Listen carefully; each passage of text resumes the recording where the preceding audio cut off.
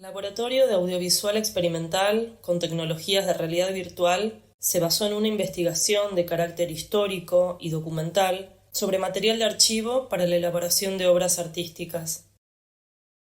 Si bien el punto de partida fue el abordaje de 2 episodios de nuestra historia, la llegada de Julio Argentino Roca al vivac de Choel el 24 de mayo de 1879 y el bombardeo a Plaza de Mayo del 16 de junio de 1955, el dilema subyacente y a la vez convocante fue la Argentina en tanto proyecto compartido, más allá de las visiones sectoriales y desde una perspectiva utópica.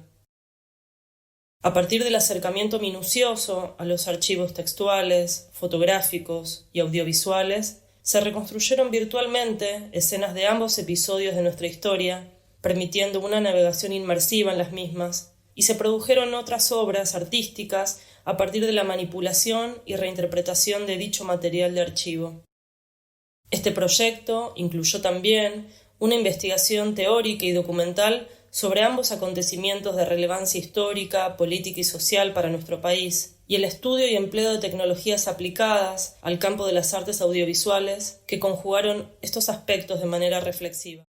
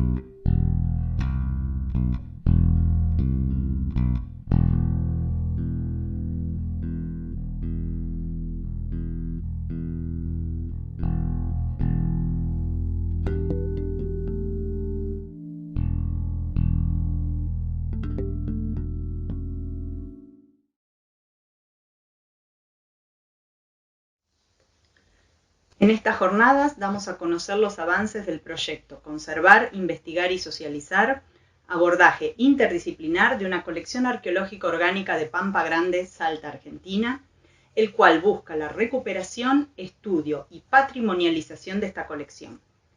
La misma fue recuperada en trabajos de campo entre 1969 y 1971 y depositada en la División Arqueología del Museo de La Plata. Salvo limitados casos, no fue estudiada, tratada o acondicionada en detalle hasta la actualidad. La colección incluye gran diversidad de materiales orgánicos, entre los que se destacan, entre otros, la cestería, macrorrestos vegetales, cordeles y tejidos. Dado el gran número de piezas que la componen, las dificultades de acceso a la colección impuestas por la pandemia COVID-19 y la mayor sensibilidad de ciertos materiales, el proyecto se centró en el estudio detallado de la cestería. A partir de la aplicación de conocimientos y técnicas de análisis de distintas disciplinas, que incluyen la conservación, la arqueología, la botánica y la tecnología 3D, se espera recuperar información novedosa sobre esta colección que contribuya a su mejor contextualización y conocimiento y que asegure su conservación a largo plazo.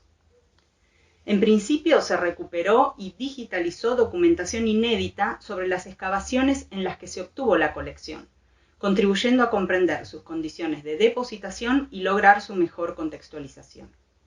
Luego se realizó el registro individualizado de las piezas de cestería en una base de datos que consigna características morfológicas, funcionales, estilísticas y dimensionales de las piezas, junto con variables relativas al estado de conservación.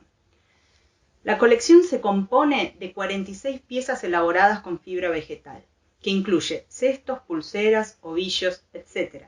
Algunas de ellas completas, otras parcialmente enteras y también pequeños fragmentos.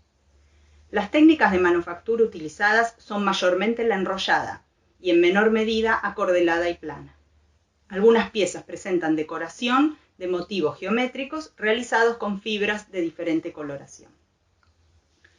Con respecto a su estado de conservación, se pudo determinar que más de la mitad de las piezas no poseía estabilidad estructural y que la mayoría contenía depósitos foráneos como sedimentos terrosos. Además, se detectaron evidencias de biodeterioro como orificios circulares, probablemente debido a insectos, y manchas blanquecinas, posiblemente debido a hongos.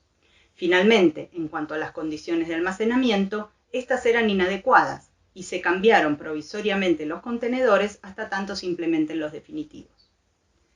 En una siguiente etapa se tomaron muestras para futuros estudios sobre biodeterioro, que permitirán desarrollar un adecuado plan de conservación preventiva de la colección. Y se avanzó en la generación de modelos digitales a través del escaneo 3D de piezas, que será de utilidad para la futura consulta y difusión de la colección. Los resultados logrados permitieron obtener una visión más profunda de la cestería de la colección de Pampa Grande. El conocimiento generado contribuye a la recuperación, investigación, preservación y difusión de una colección escasamente conocida y estudiada, al mismo tiempo que habilita a seguir profundizando en su análisis y puesta en valor.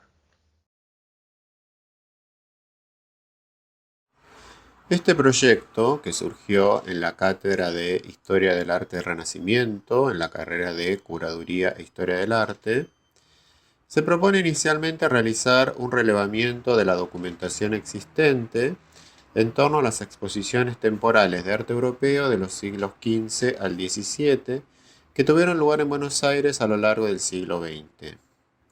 A partir de este corpus documental, indagaremos en torno a las narrativas curatoriales manifestadas en estas exposiciones. Nuestro abordaje implicará el estudio e interpretación de textos de catálogo, textos de sala, selección de obras, estrategias curatoriales y de todos aquellos registros de recepción, tales como las repercusiones en la prensa o las producciones teóricas. En principio, nos formulamos una serie de interrogantes, tales como cómo se manifestaron las consideraciones sobre el arte europeo de la modernidad temprana en las exposiciones de arte en Buenos Aires a lo largo del siglo XX, qué incidencia tuvo lo institucional o lo individual en la realización de cada uno de estos eventos, cuáles fueron las motivaciones y los objetivos que propiciaron estas exposiciones, cuáles fueron las estrategias curatoriales y comunicativas, cómo fue la recepción de estos acontecimientos en diferentes períodos. A partir de estas preguntas de investigación, formulamos la siguiente hipótesis.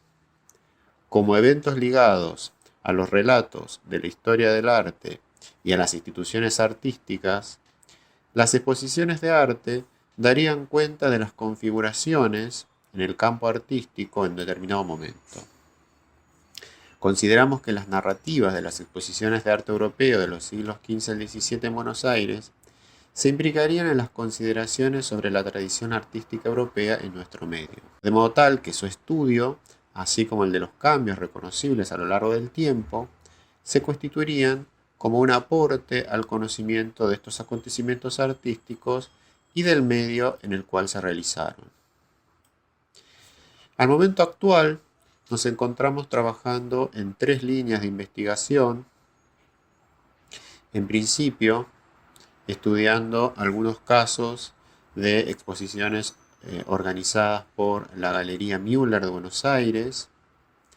Abordamos el tema de cómo una determinada tendencia artística dentro del arte europeo antiguo, en este caso el arte alemán, fue protagonista del programa expositivo de esta institución.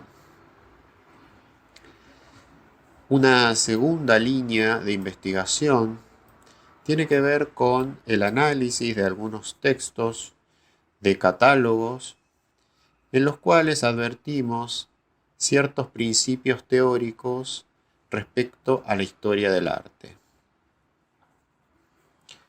Y una tercera línea de investigación tiene que ver con algunos eventos en instituciones públicas, particularmente el caso del Museo Nacional de Bellas Artes, en el cual identificamos cruces entre el arte europeo antiguo y el contemporáneo. Paralelamente, trabajamos en la realización de un archivo documental en el cual Nuestra intención es registrar los casos de exposiciones realizadas en Buenos Aires de arte europeo antiguo a lo largo del siglo XX y todos los textos, autores, organizadores, curadores, obras relacionadas con estos eventos. Asimismo, consideramos que a través de este proyecto pudimos concretar una idea que venimos trabajando hace un tiempo en la cátedra respecto a el desarrollo en el ámbito de la investigación, que consideramos fundamental en una cátedra del nivel universitario. Esta es la presentación del trabajo de investigación denominado Prescripción en materia fiscal en la jurisprudencia de la Corte Suprema de Justicia de la Nación, Ley 11.683 y normativa vinculada, llevado adelante por Bastiana Locurcio y por Santiago Loschi. El tema de investigación resulta ser la doctrina jurídica sentada por la Corte Suprema de Justicia de la Nación en materia de prescripción fiscal nacional no penal. Las preguntas que se plantean en el presente trabajo son: ¿qué aspectos de la prescripción fiscal fueron litigados ante la Corte Suprema de Justicia de la Nación? ¿Cuáles han sido las cuestiones resueltas por la Corte Suprema de Justicia de la Nación en materia de prescripción tributaria nacional y cómo se pronunció sobre estas cuestiones? El ámbito de la investigación resultan ser los pronunciamientos de la Corte Suprema de Justicia de la Nación, recorte institucional, que se refieran directa o indirectamente a la Ley de Procedimiento Tributario Nacional, recorte normativo, dictados entre el 13 de enero de 1933 y el 30 de septiembre de 2021, recorte temporal. Los fallos son seleccionados en tanto hayan sido sumariados por la Corte Suprema de Justicia de la Nación en su página, y bajo estos parámetros se realizó la recolección de 49 fallos, de los cuales se han utilizado 10 variables de estudio. Los objetivos generales del presente trabajo de investigación resultan ser: identificar qué tipo de normativa es válida en materia de prescripción fiscal, definir cómo debe ser interpretada la normativa vigente, cuantificar los fallos del alto tribunal en la materia e identificar sus tendencias, comparar semejanzas y diferencias interpretativas en los diferentes abordajes de la prescripción ante distintas integraciones de la Corte Suprema de Justicia de la Nación. Determinar si existe una relación entre los pronunciamientos del alto tribunal en cuanto a la supervivencia del derecho según se trate de las acciones del fisco para recaudar tributos y aplicar y ejecutar sanciones, o las acciones del contribuyente y otros administradores para repetir las sumas que considera indebidamente ingresadas a las arcas públicas. Diagnosticar la situación jurisprudencial del instituto en cuanto a si los conflictos que genera la normativa en cuestión han llegado a los altos estrados. Finalmente, se plantean los objetivos específicos del trabajo de investigación, que son relevar los fallos de la Corte Suprema de Justicia de la Nación en materia de prescripción tributaria nacional, identificar variables epistemológicamente útiles, clasificar los datos relevados bajo variables seleccionadas, determinar tendencias jurisprudenciales, desarrollar competencias de investigación de los integrantes del equipo y finalmente generar conocimiento. Facultad de Ciencias Humanas, licenciatura en Psicología. Investigación, inclusión, calidad de las trayectorias educativas de personas con alteraciones de las funciones intelectuales en el nivel superior, facilitadores y obstaculizadores de un proceso en construcción. Equipo formado por Andrés Febraio, Naila Quintana, Constanza Biondi y Laura Cancia. Esta investigación intenta describir las trayectorias educativas de personas con discapacidad intelectual en el nivel de educación superior, tanto terciario como universitario, en la Ciudad Autónoma de Buenos Aires. Se trata de una investigación de tipo cualitativa, donde se quiere identificar y sistematizar las condiciones de acceso para personas con discapacidad intelectual, los factores que motivan y desmotivan la permanencia de los mismos en este nivel, la vivencia subjetiva de la persona con discapacidad y el entorno más próximo dentro de las instituciones educativas de nivel superior en relación a la inclusión. dada que hay muy pocas experiencias de personas con discapacidad incluidas en el nivel superior, consideramos imprescindible e importante gestar estudios de este tipo. Para la realización de esta investigación, que todavía se encuentra en su análisis, se utilizó principalmente una técnica de recolección de datos hechas a través de entrevistas estructuradas y semiestructuradas a diferentes actores involucrados en las trayectorias educativas de las personas con discapacidad intelectual, es decir, que se hicieron entrevistas a familiares, docentes, personales de la institución o de las instituciones superiores relevadas y también a las propias personas que están realizando algún tipo de inclusión en este nivel. Algunos resultados preliminares fue que de las instituciones relevadas, en ninguna se valoró como preparada para recibir el desafío de la inclusión de jóvenes con discapacidad intelectual. Los dispositivos de apoyo surgen a partir de las experiencias concretas, es decir, a partir de la inclusión de esa persona con discapacidad, no existiendo previamente procedimientos de apoyo estipulados o, digamos, con mayor preparación a nivel interinstitucional e intrainstitucional. Todas las experiencias contaron con apoyos de gran intensidad o intensidad moderada, pero por fuera de la cursada, y esto es conseguido a través de los equipos de integración de cada una de las personas con discapacidad intelectual. Sin embargo, la mayoría de los jóvenes entrevistados valoraron como positiva la experiencia de poder incluirse en formación de nivel superior, más allá de los resultados y las dificultades con las que se fueron encontrando. Sienten que el apoyo recibido de afuera hacia adentro ha sido positivo para ellos.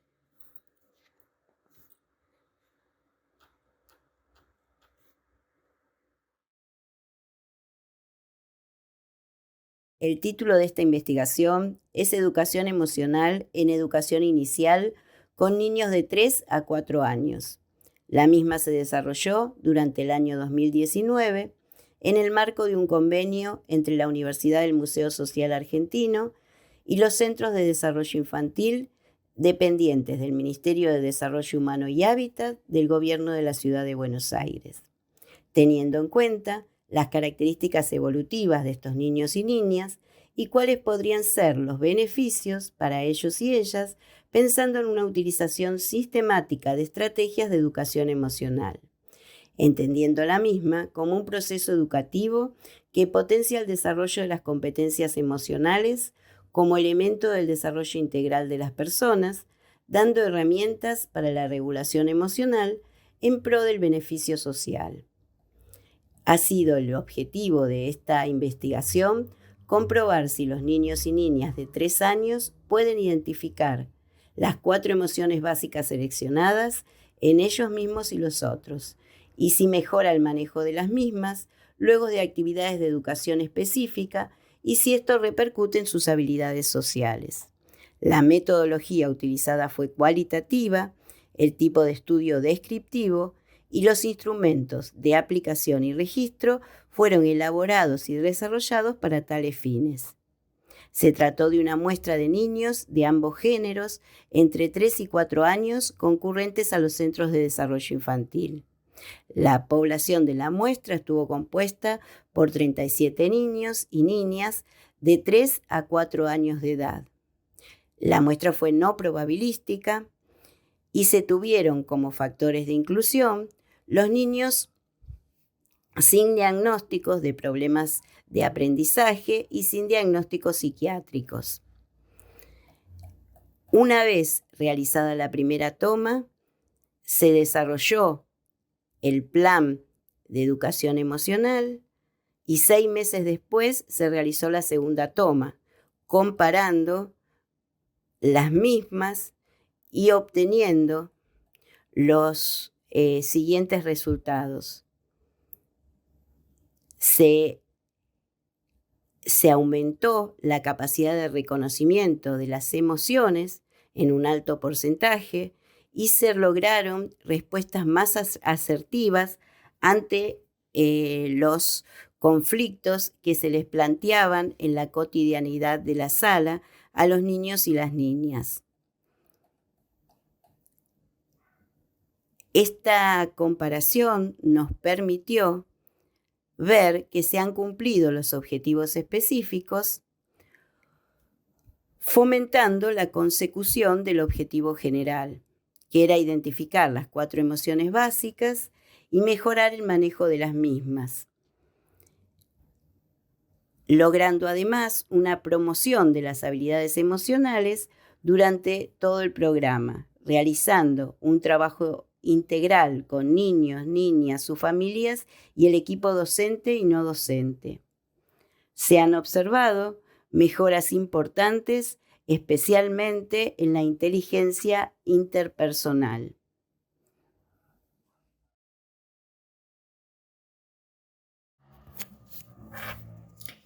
Investigación de la licenciatura en Psicología. Autopercepción de sentimientos producto del aislamiento por la COVID-19 en población universitaria de la Universidad del Museo Social Argentino. Investigadores Andrés Febraio, Ana Perriot y Cristina Cantarell. Este estudio tuvo como objetivo indagar un conjunto de sentimientos emergentes en las personas frente al aislamiento sorpresivo que nos produjo la pandemia COVID-19 durante los meses de abril-agosto del 2020 como consecuencia de haberse declarado la emergencia sanitaria denominada ASPO. Conocer los sentimientos experimentados durante este periodo colabora con la psicología a entender las secuelas que pudieran aparecer a posteriori de la pandemia. Se trató de un estudio de tipo exploratorio y para poder encontrar cuáles fueron esos sentimientos más significativos, se preparó un cuestionario especialmente diseñado con preguntas cuyas respuestas fueran por sí o por no, que es un método de medición utilizado en investigación con el objetivo de evaluar la opinión y las actitudes de las personas. Finalmente, con 424 participantes, los sentimientos que aparecieron con mayor frecuencia fueron, en primer lugar, la angustia, por la sensación de que podía peligrar las vidas de cada una de las personas significativas. En segundo lugar, la tristeza, por motivos similares, pero fundamentalmente por la pérdida de la rutina y los excesivos cambios que se encontraron las personas durante este periodo. En tercer lugar, la frustración por ver troncado planes o proyectos tanto laborales como personales significativos para sus vidas. En cuarto lugar, el miedo por el temor a perder un ser querido, perder el trabajo u otras situaciones altamente significativas. En quinto lugar, la ansiedad manifestada por somatizaciones y el aumento de deseo de comer, beber o fumar que fueron reduciéndose progresivamente. En sexto lugar, la agresividad, predominantemente de tipo verbal, al encontrarse conviviendo más horas de las habituales. Y en último lugar, la soledad, justamente por la ausencia de la vida social y la posibilidad de ver a los seres queridos. Finalmente, del análisis de los resultados se pudo observar que el aislamiento influyó en las expresiones y experiencias emocionales de las personas de esta muestra debido al cambio que originó en casi todos los ámbitos de la vida diaria y lo inédita de la experiencia. Por otro lado, podemos afirmar que los vínculos interpersonales son constitutivos para las personas, así como sus rutinas y proyectos de vida que hacen a la calidad de vida.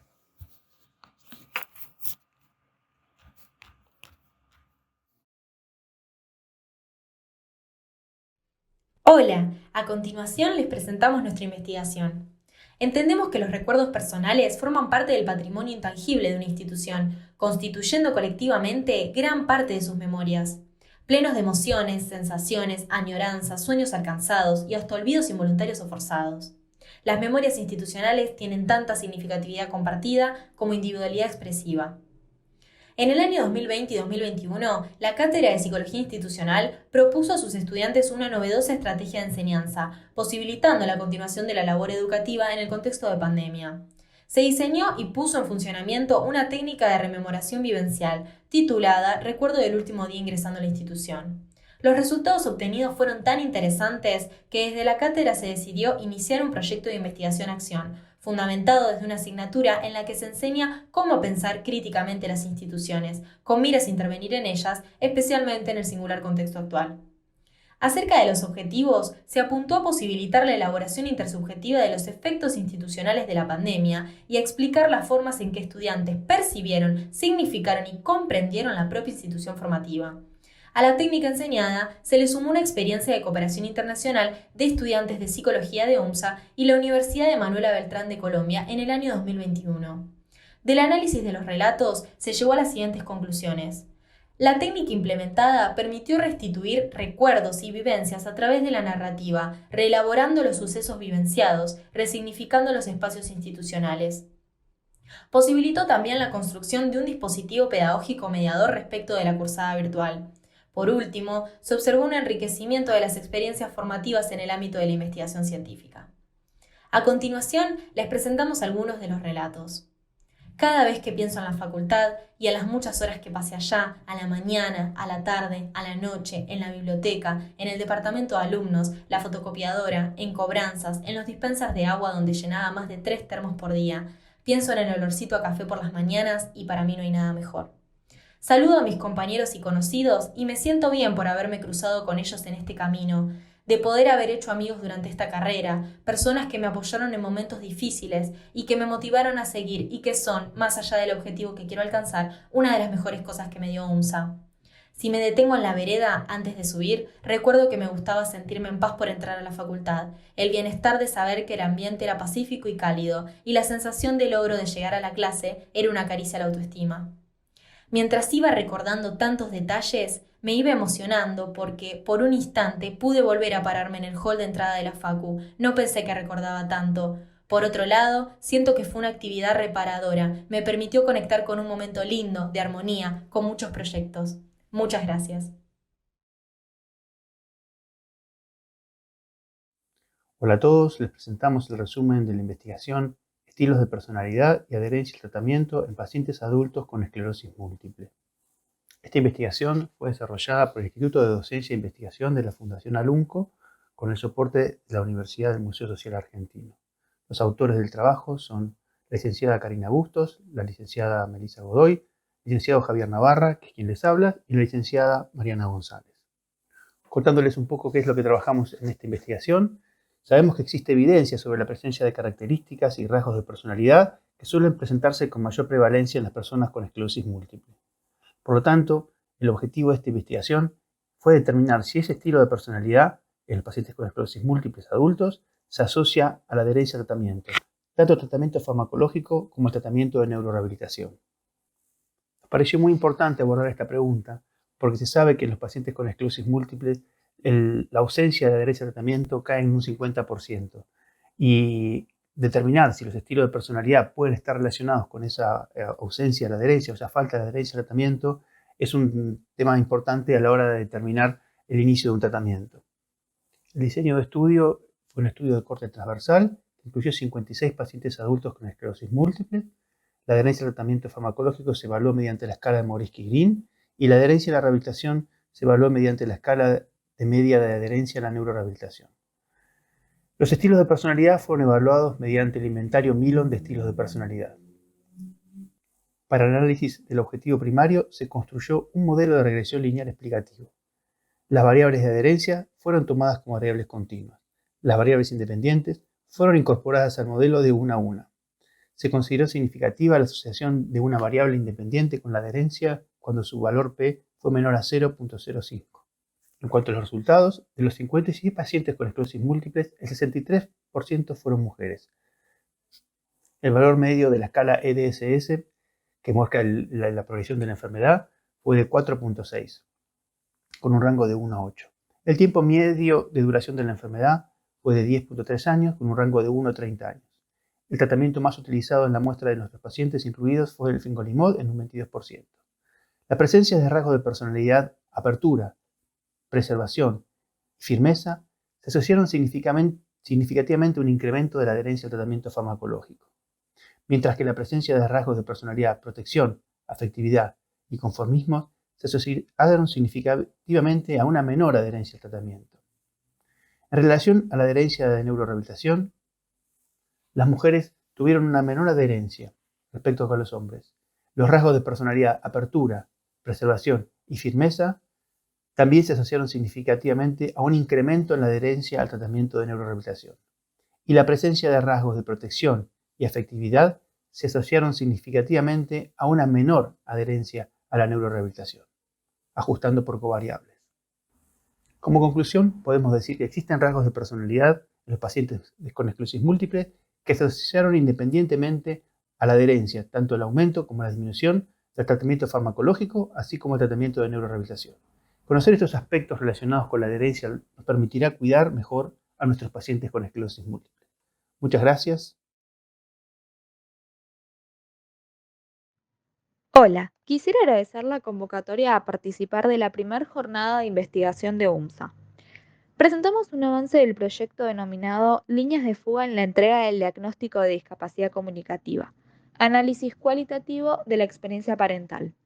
Este proyecto cuenta con la dirección de la doctora en fonoaudiología Patricia Vázquez Fernández, y nuestro grupo está conformado por Ana Ferrari, Paola Palacios, Abigail Poncio, Rocío Pulido y quien les habla, Josefina Parefranque.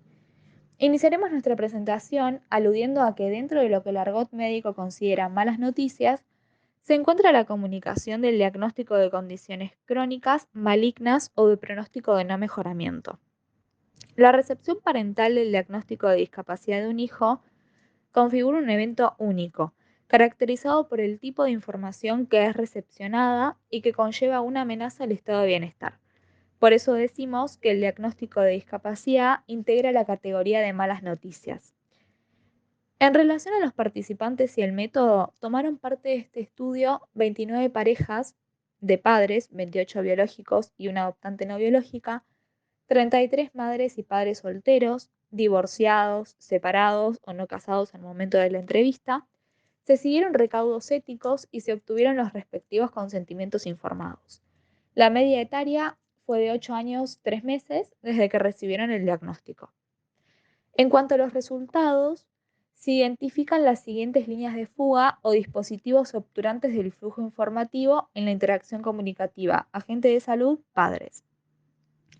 Una fallida comunicación de la naturaleza del diagnóstico como fruto de un proceso clínico extendido basado en seguimiento y observación. Omisión o falta de claridad pronóstica. Se omitió comunicar cómo ha de ser el curso del cuadro a lo largo de la vida según los conocimientos científicos disponibles hasta el momento. Omisión del objetivo de derivación terapéutica, determinando que los padres concurriesen a un terapeuta sin saber por qué ni para qué. Delegamiento de los terapeutas del manejo de expectativas postdiagnóstico, redirigiendo a los padres a indagar sobre la prognosis clínica. Comunicación de diagnósticos parcializados, omitiendo explicaciones ilustrativas que ayuden a comprender cómo será la vida futura del niño y de su familia.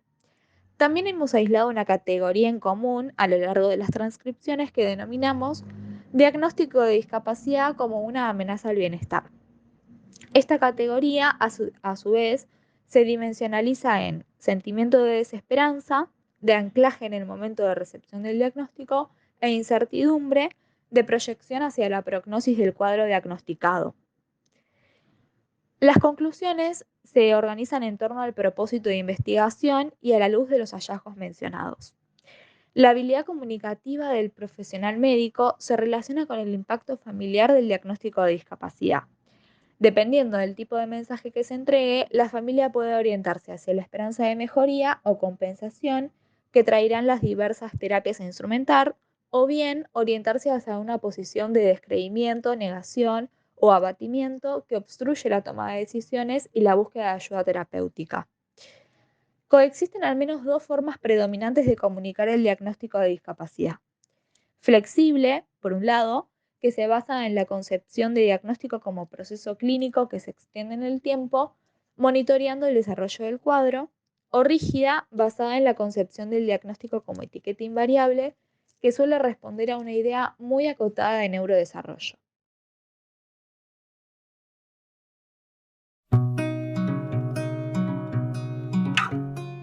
This project, entitled Becoming More Expressive and Intelligible in English Through Actor Training, explores an innovative approach to pronunciation instruction which has been developed to motivate, engage, and encourage learners, as pronunciation is connected to other aspects of communication which are traditionally disregarded. Pronunciation is physical, and expressiveness and intelligibility should be prioritized. Through an interdisciplinary approach, current practices can be enhanced by introducing adapted acting exercises and techniques. This project aims at designing a methodological approach to pronunciation instruction for advanced English language learners and professionals so that they can improve their spoken discourse in English as they explore essential tools to actor training using improvisations, relaxation and concentration exercises, vocal warm-ups, script transcription, subtext analysis, and built-in a character exercises.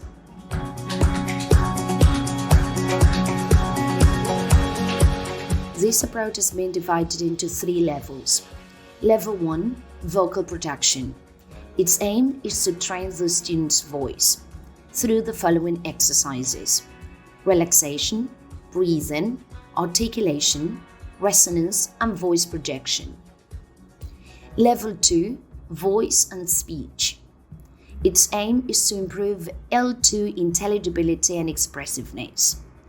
The key exercises in this level are the following: script transcription and subtext analysis through plays, readers' theatre, radio drama in the form of podcasts, and oral narrations. At the same time, improvisation and simulation exercises are suggested. Finally, Level 3 is entitled Building a Character Training. Its aim is to avoid L1 negative transfer and develop the student's idiolect in English. That can be achieved through observation, imagination, and physical embodiment exercises. Several courses have been designed and participants were the following: translation students at Universidad del Museo Social Argentino, members of Professional Association for Translators, Colegio de Traductores Públicos de la Ciudad de Buenos Aires, as well as secondary, school, and university English teachers. Tailored courses were offered to undergraduates and professionals in response to the problems identified in each group.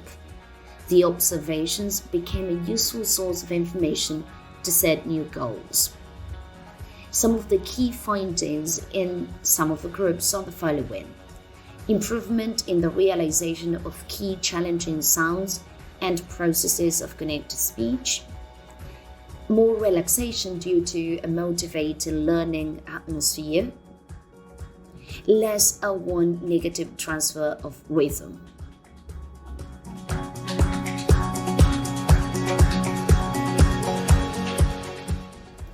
This interdisciplinary approach helps English language learners and professionals become more expressive and intelligible.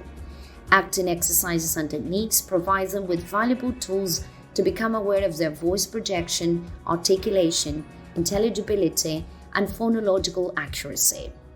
Moreover, through exercises such as reader theatre, radio drama, and oral narration, they can explore their expressive language skills, overcoming inhibition barriers in a motivating atmosphere. In more advanced levels, they can be encouraged to create their idiolect in English.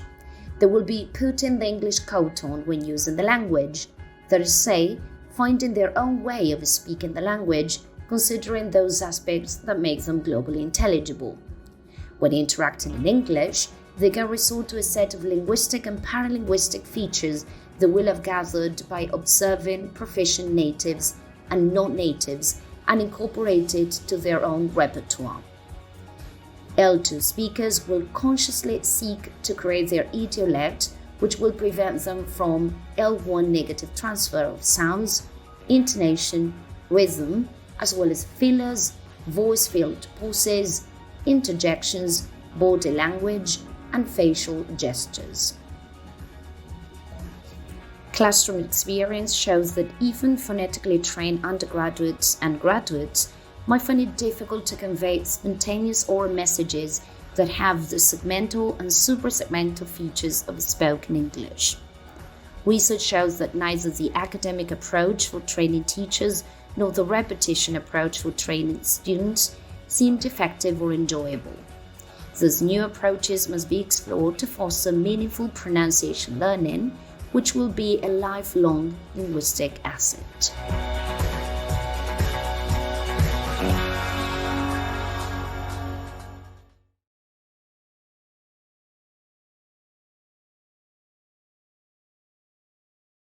Hola, mi nombre es Máximo Marino, soy de la carrera de Curaduría e Historia del Arte.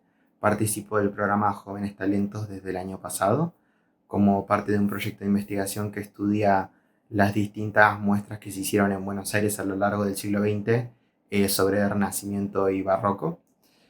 Y bueno, nada, les quería contar un poco de mi experiencia. Creo que es una muy buena oportunidad para alguien que está buscando adentrarse en el mundo de lo que es la investigación. Creo que hay un montón de cosas que uno no llega realmente a entender o realmente a disfrutar hasta que las vive en este sentido, y por eso creo que es una gran oportunidad para cualquier persona que en su futuro piensa en investigar en la rama que sea. Y bueno, también tiene un montón de experiencias súper interesantes y súper geniales que no hubiera podido vivir de no ser por haber estado en este programa.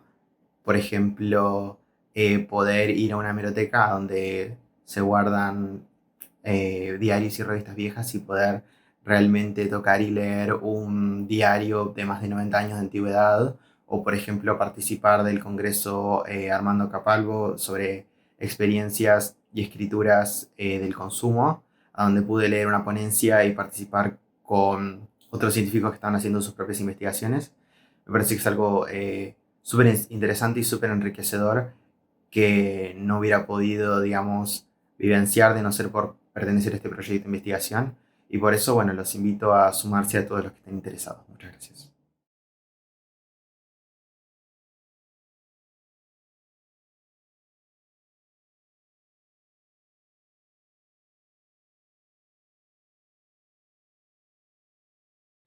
Hola, soy Natalia Campoya, licenciada en Psicología, y junto con el equipo de investigación y la universidad hemos llevado a cabo el trabajo de educación emocional en la primera infancia. La idea es poder compartirle la experiencia de una de las coordinadoras y los que nos dejó este trabajo acerca del aprendizaje de las emociones en nuestros niños en los centros de desarrollo infantil. Hola, soy Gisela Cosentino, profesora en educación inicial, licenciada en educación y coordino el Centro de Desarrollo Infantil Herrera, que participó justamente del proyecto de las emociones. Y bueno, estos contenidos de las emociones en la primera infancia los trabajamos en conjunto con la Sala de 3, y particularmente creo que fue una experiencia sumamente enriquecedora para los niños, las niñas, para las familias que fueron convocadas para el cierre del proyecto. Y bueno, actualmente lo seguimos incluyendo en nuestra currícula porque creemos que es sumamente importante trabajar el reconocimiento, la identificación y la gestión de estas emociones por parte de los chicos, porque fortalecen y favorecen justamente el desarrollo y el crecimiento evolutivo.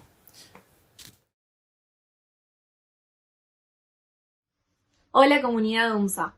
Mi nombre es Valentina Corti y soy estudiante de la carrera de Psicología. En esta oportunidad me gustaría compartir con ustedes algunas palabras acerca de mi experiencia como participante en un equipo de investigación en UMSA. Esta propuesta tan linda de formar parte de un equipo de investigación llegó a mí a través de Carolina Sebey, quien en ese momento era mi profesora de la materia de Psicología Institucional.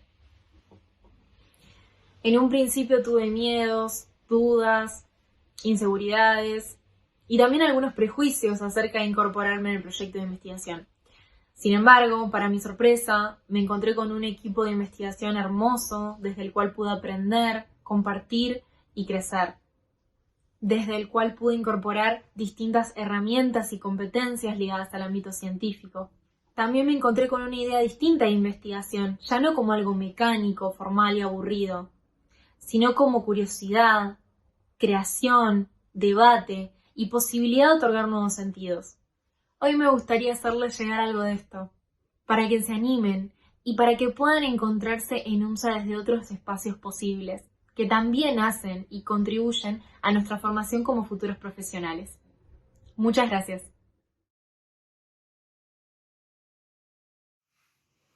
Hola a todos, mi nombre es Violeta Medina, curso la carrera de Psicología en la UMSA y quería comentarles un poco cómo fue mi experiencia en un proyecto de investigación.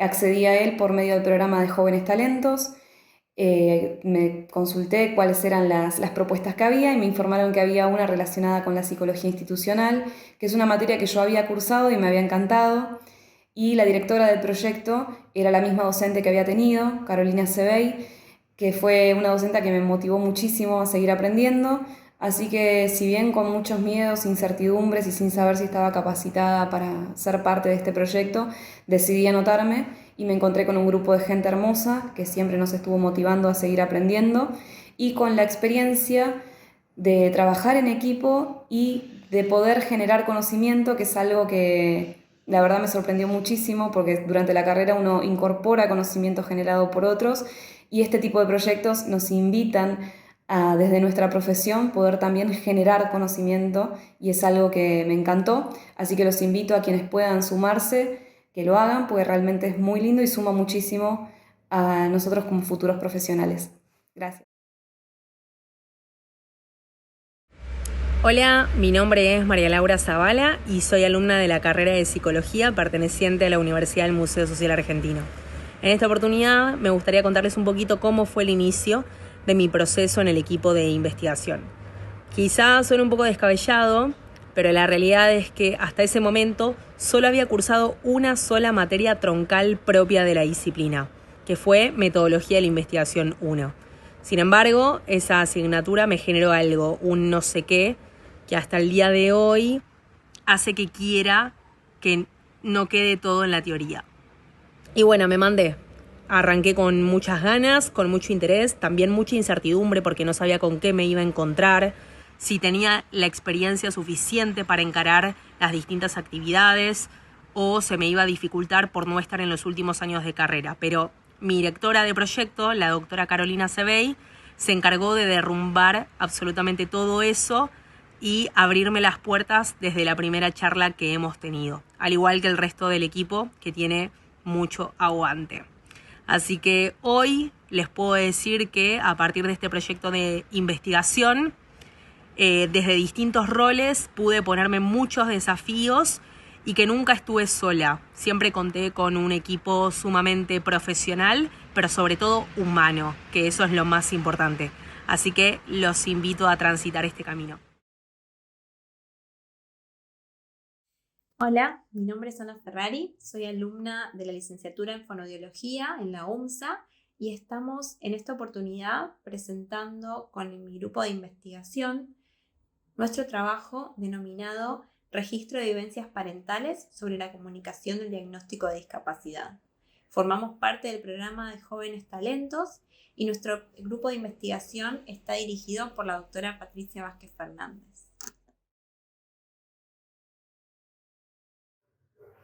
Hola, mi nombre es Josefina Párez Franque, soy alumna de la licenciatura en Fonoaudiología y pertenezco al programa de Jóvenes Talentos.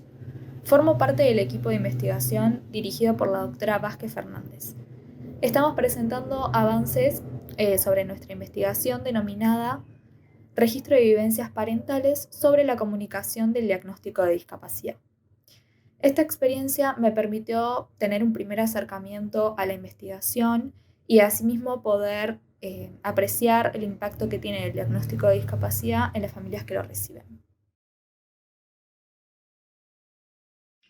Hola, mi nombre es Paola Palacios, soy alumna de la carrera de licenciatura en Fonoaudiología, pertenezco al programa de Jóvenes Talentos y formo parte del equipo dirigido por la doctora Vázquez Fernández.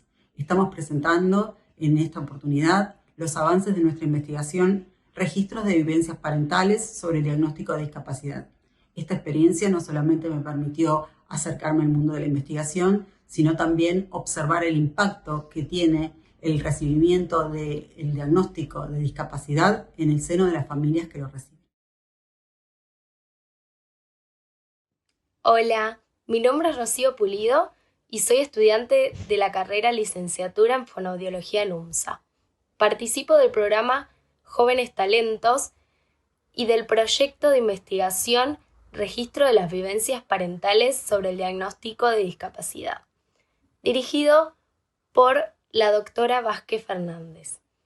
Este proyecto nos permitió no solo adentrarnos al mundo de la investigación como estudiantes, sino poder investigar sobre un tema que nos compete como futuras profesionales.